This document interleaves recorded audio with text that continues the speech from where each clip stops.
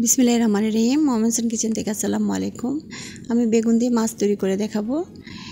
আমি ভিন্নভাবে তৈরি করে দেখাচ্ছি, তা শেয়ার করবো আপনাদের সাথে। এখানে আমি লম্বা বেগুন নিয়ে নিয়েছি, স্কিনটা ছাড়িয়ে নিচ্ছি, ভালোভাবে পরিষ্কার করে নেবেন। এখন পিস পিস করে নিচ্ছি।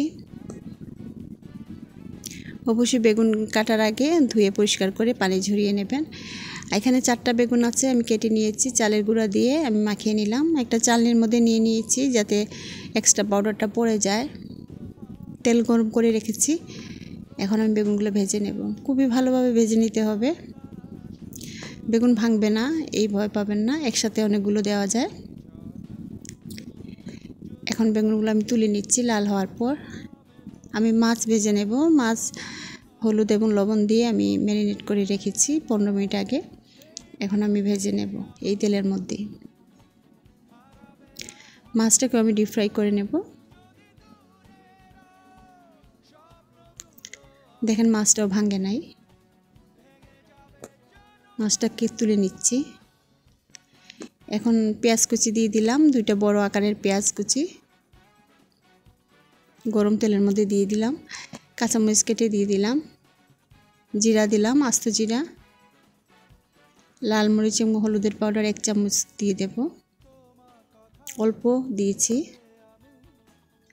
এখন ভাজা বেগুন দিয়ে দিলাম। এখন রান্না করতে বেশি সময় লাগবে না, মাছগুলো দিয়ে দেব।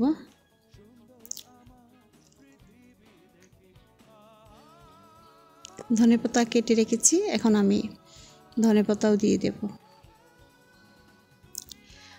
মূল রান্নায় আমি লবণ দেই নাই, এখন আমি স্বাদ অনুযায়ী লবণ দেব।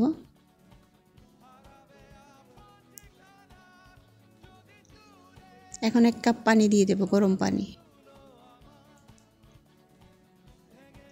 একটু নাড়াচাড়া করে উপর নিচ করে আমি ঢেকে রেখে দেব 10 মিনিটের জন্য, অল্প আগুনে, একদম অল্প আগুন। 10 মিনিট পর দেখেন কারিটা কত সুন্দর হয়েছে। আপনারা এইভাবে তৈরি করে দেখবেন, খেতে অনেক মজা হয়। একটা বাটিতে নিয়ে নিচ্ছি আমি। ভিন্নভাবে বেগুন এবং মাছের কারি তৈরি করে দেখালাম। যদি ভালো লাগে শেয়ার করবেন, লাইক দেবেন, সাবস্ক্রাইব করবেন। সাদা ভাতের সাথে অনেক ভালো লাগে এই মাছ এবং বেগুন।